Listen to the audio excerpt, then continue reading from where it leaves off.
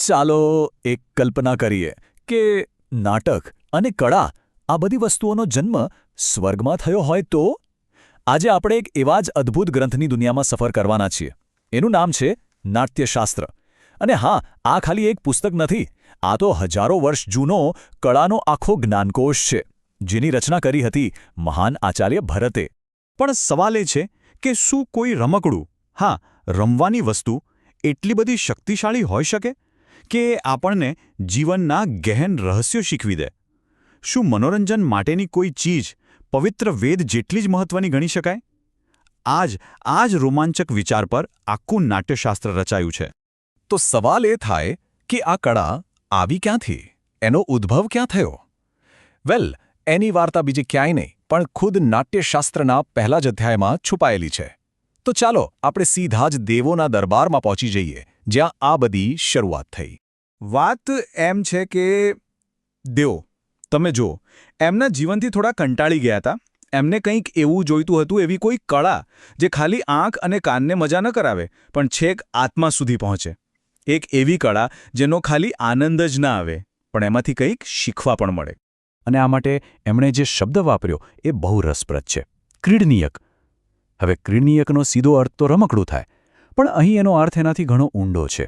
દેવોને એક એવી કળા જોઈતી હતી જે સમાજના દરેક નાનામાં નાના માણસ સુધી પહોંચી શકે, જે મનોરંજન તો આપે જ પણ સાથે સાથે સાચો રસ્તો પણ બતાવે. હવે દેવોની આ અનોખી માંગને પૂરી કરવા માટે બ્રહ્માએ કંઈ શૂન્યમાંથી સર્જન ન કર્યું. ના, એમણે શું કર્યું? એમણે જ્ઞાનના જે 4 મહાસાગરો હતા, એટલે કે 4 વેદ, એમાં ડૂબકી લગાવી અને એમાંથી જે શ્રેષ્ઠ તત્વો હતા એમને બહાર કાઢીને એક 5મી એકદમ નવી અને અભૂતપૂર્વ કળા બનાવવાનો નિર્ણય કર્યો. અને આ રીતે જન્મ થયો નાટ્યનો. બ્રહ્માએ એને નામ આપ્યું 5મો વેદ. વિચારો, આ બતાવે છે કે એનું મહત્વ, એની પવિત્રતા બીજા 4 વેદો જેટલી જ હતી.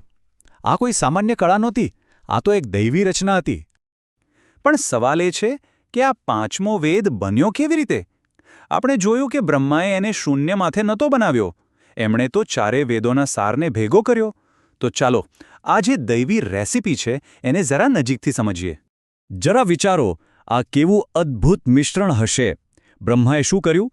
ઋગ્વેદમાંથી લીધા શબ્દો અને સંવાદ, એટલે કે પાઠ્ય. સામવેદમાંથી આવ્યું મધુર સંગીત અને ગીત. યજુર્વેદમાંથી આવી અભિનયની કળા.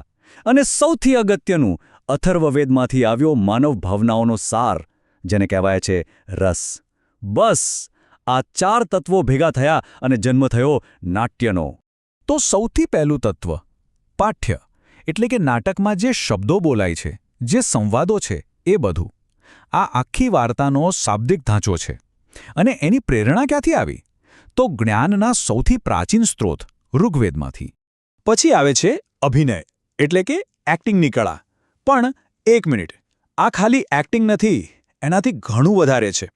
એમાં શારીરિક ભાષા આવી જાય, ચહેરાના હાવભાવ, લાગણીઓની સૂક્ષ્મ અભિવ્યક્તિ, આ બધું જ. અને મજાની વાત એ છે કે એની પ્રેરણા યજુર્વેદની યજ્ઞવિધિઓમાંથી લેવાય છે.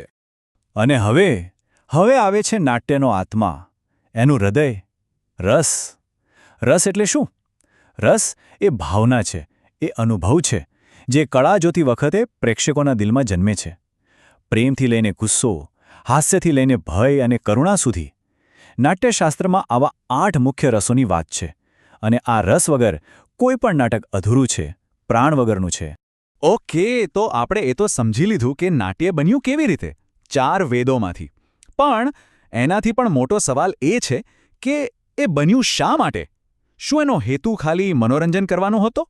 જવાબ છે બિલકુલ નહીં. એનો ઉદ્દેશ્ય તો એનાથી ક્યાંય વધારે ઊંડો અને મહત્વનો હતો.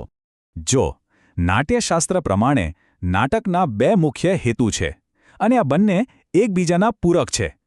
એક બાજુ છે રસાસ્વાદ, એટલે કે પ્રેક્ષકોને ભાવનાત્મક આનંદનો અનુભવ કરાવવો, અને બીજી બાજુ છે લોકોપદેશ, એટલે કે વાર્તા દ્વારા સમાજને સાચો રસ્તો બતાવવો, માર્ગદર્શન આપવું. આ તો જાણે કળા અને કર્તવ્યનું એકદમ પરફેક્ટ બેલેન્સ છે. અને આના ફાયદા જુઓ કેટલા બધા છે. જે લોકો થાકેલા છે, દુઃખી છે, એમને આરામ અને શાંતિ આપે છે. આપણી બુદ્ધિને વધુ તેજ બનાવે છે. આખી દુનિયાને માર્ગદર્શન આપે છે. અને જેઓ ઉદ્ધત છે એમને શિસ્ત પણ શીખવે છે. એટલે કે આ ખાલી કળા નથી, આ તો એક બહુ જ શક્તિશાળી સામાજિક સાધન છે. અને હવે આપણે આખી વાતના સૌથી મહત્વના, સૌથી શિખર પરના મુદ્દા પર આવીએ છીએ. નાટ્યશાસ્ત્ર માટે નાટક એ માત્ર એક કળા નથી. ના, એ તો પોતે જ એક સંપૂર્ણ બ્રહ્માંડ છે, એક એવું વિશ્વ જેમાં બધું જ આવી જાય છે. આ શ્લોક એ નાટ્યશાસ્ત્રનું હૃદય છે. ભરતમુનિ જાણે ઘોષણા કરે છે કે દુનિયામાં એવું કોઈ જ જ્ઞાન નથી, કોઈ શિલ્પ નથી, કોઈ વિજ્ઞાન નથી, કોઈ કળા નથી કે જે આ નાટકમાં જોવા ન મળે. આ માનવ અનુભવનો સંપૂર્ણ સાર છે. બધું જ આની અંદર છે. તો આખા વિશ્લેષણનો સાર શું છે? સૌથી મહત્વનો મુદ્દો એ છે કે આ પ્રાચીન ગ્રંથ નાટકને ખાલી જીવનનું પ્રતિબિંબ નથી માનતો. એનાથી પણ આગળ વધીને એ નાટકને એક એવો મહાસાગર માને છે જેમાં માનવ અનુભવ અને જ્ઞાન બધું જ સમાયેલું છે. એ અરીસો પણ છે અને જ્ઞાનનો ભંડાર પણ.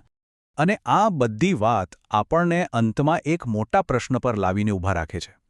જો હજારો વર્ષો પહેલાં લખાયેલું નાટ્યશાસ્ત્ર કહે છે કે નાટકમાં બધું જ સમાયેલું છે, તો પછી આપણે એ વિચારવું જ રહ્યું કે આજના સમયમાં જે વાર્તાઓ આપણને કહેવામાં આવે છે, ફિલ્મો દ્વારા, ટીવી શો દ્વારા, સોશિયલ મીડિયા દ્વારા, એ વાર્તાઓ આપણી દુનિયાને, આપણા સમાજને અને ખુદ આપણા વિચારોને કેવો આકાર આપી રહી છે.